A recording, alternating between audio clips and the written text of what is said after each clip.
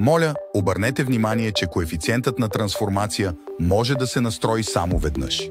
След това не може да бъде променен. Веднага след като измервателният уред се включи към захранването за първи път, трябва да се настрои коефициентът на трансформация. За да настроите коефициента на трансформация, натиснете веднъж дясната или лявата стрелка.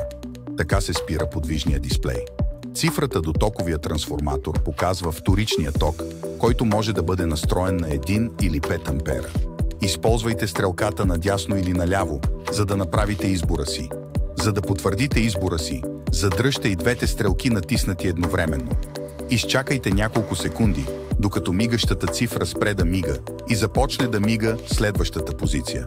Така вашето въвеждане ще бъде потвърдено. От дясната страна на дисплея трябва да настроите първичния ток на токовите трансформатори. Той също се избира чрез стрелките и се потвърждава чрез едновременно натискане на двата бутона.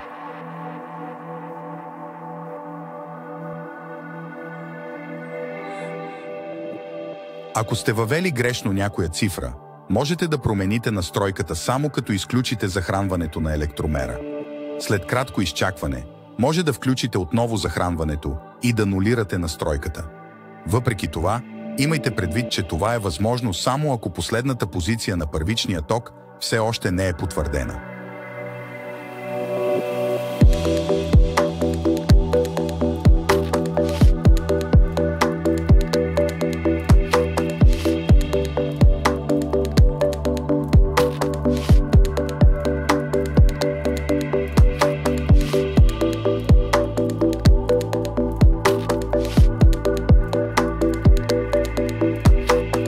Избирането на последната позиция се потвърждава коефициента на трансформация и електромера се заключва.